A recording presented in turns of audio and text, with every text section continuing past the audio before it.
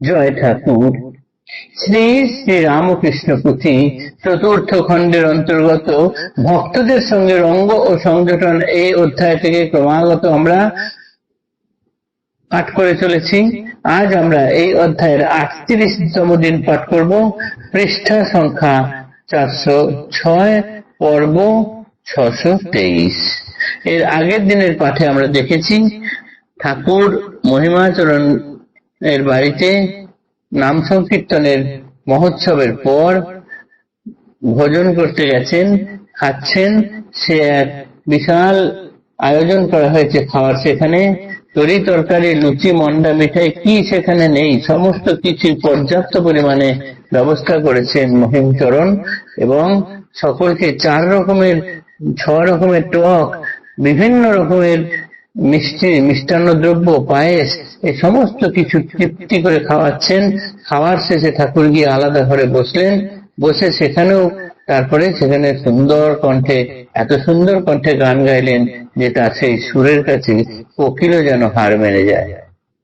এইবার ঠাকুর যে গানগুলো গাইছেন, যা ছবিটা হচ্ছে সেখানে, সেইটা পুথিকার বলছেন যে সবটাই আমি বাক্য দিয়ে কতটুকু ফুটিয়ে তুলতে পারবো জানি না। বাক্যেতে প্রসবে ছবি তাহার কারণ, মহামন্ত্র অবিকল প্রভুর বচন। ঠাকুরের যে মহামন্ত্র স্বরূপ কথাগুলি, সেগুলি যেন ছবি হয়ে আমাদের হৃদয়ে গাঁথা হয়ে থাকে। এতটুকু আমরা এর আগের দিন পাঠ করেছি। পরের অংশ আজ পাঠ করছি। সকলেই বাক্যে ছবি দেখিতে না পায়, যে দেখে সে দেখে মাত্র প্রভুর কৃপায়। সকলেই কৃপা কেন নহে বিতরণ, জিজ্ঞাসিলে কথা যদি শুনো তবে মন। কৃপা মানে এইখানে ভক্তি সমুজ্জ্বল, সাঙ্গপাঙ্গদের মাত্র প্রাপ্তব্য কেবল। অতি গোপ্য বস্তু ভক্তি, ভক্তগণ বিনে স্বরূপ আস্বাদ তার অন্য নাহি জানে। অতি সঙ্গোপনে রাখা প্রভুর ভান্ডারে, কভু নহে বিতরণ হয় যারে তারে। অবতারে বটে মুক্তি বরিশার ফোটা, ভক্তির সম্বন্ধে কিন্তু লক্ষ্য তালা আটা। লীলা দর্শনে তার পাবে পরিচয়, ভক্তিদান শ্রী প্রভুর দেখা সেটা নয়। ভক্তি প্রার্থী ভক্তে দিতে উত্তর বিহিত, কাতর হইয়া প্রভু গাইতেন গীত। এই গান শুনে ভক্তদের হৃদয় যেন কমলে প্রস্ফুটিত হয়ে যেত। শুনিয়া গীতের ভাব বুঝো তুমি মন, কিবা বস্তু ভক্তি, কিবা তাহার লক্ষণ। ভক্তির সমান বস্তু আর কিবা আছে, ভক্তি দিয়া ভগবান বাঁধা তার কাছে। আমরা দেখলাম পুথিকার বলছেন, আমি তো কথা দিয়ে এই অপূর্ব যে ধরাধামে ঠাকুর এসে নিত্য লীলা করছেন, সেটিকে পুথিকার ভাষা দিয়ে ব্যবহার করছেন এবং বলছেন বাক্যেতে প্রকাশ করছে ঠিকই, কিন্তু জানি না আমি কতটা পরিষ্কার সেই ছবি তুলে ধরতে পারবো। আর সকলেই যে দেখছে, যাকে ঠাকুর কৃপা করছেন, তিনি এই দৃশ্য দেখতে পাবেন, অন্য কেউ কিন্তু না। এইবার প্রশ্ন হতে পারে, সকলেই তো ঠাকুরের সামনে ছিলেন, ঠাকুর কেন সকলকে কৃপা করলেন না? তার উত্তর হলো এই যে কৃপা এক অতি গোপনীয় বস্তু।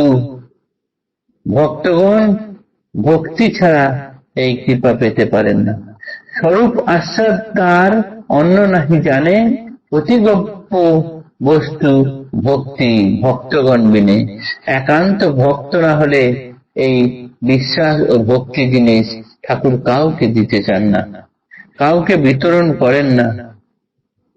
কেননা ঠাকুর তো অবতার, তিনি চাইলেই যাকে তাকে মুক্তি দিয়ে দিতে পারেন, কিন্তু সেই মুক্তি দিতে গেলে যিনি মুক্তি পাবেন তার সেরকম আধার থাকা দরকার।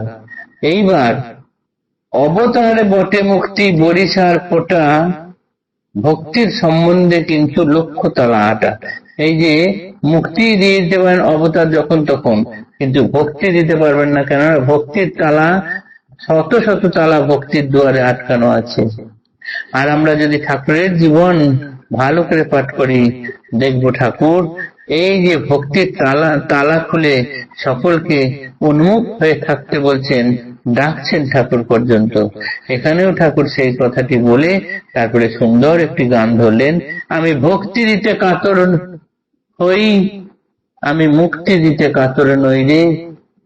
এক ভক্তি আমার ছিল বৃন্দাবনে, গোপ গোপী বিনে অন্য নাহি জানে, গাইতো কারণে নন্দেরও ভবনে, নন্দের বাধা আমি মাথায় করে বই, শোনো চন্দ্রাবলী আমি ভক্তির কথা কই।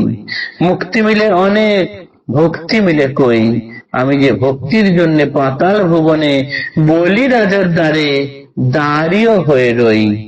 আমি ভক্তি দিতে কাতর হই, আমি মুক্তি দিতে কাতর নই রে, আমি ভক্তি দিতে কাতর হই। ভক্তির সমান বস্তু আর কি কোনো কিছু আছে? ঠাকুর বলেছেন ভক্তি হলেই তো বিশ্বাস হয়ে গেল, আর বিশ্বাস হলেই তো সব পেয়ে গেল। আর কি পাওয়ার আছে? আর কিছু না। আজকের পাঠ এতটুকুই থাকলো, আগামী দিনের পরের অংশ পাঠ করব। জয় ঠাকুর, নমস্কার।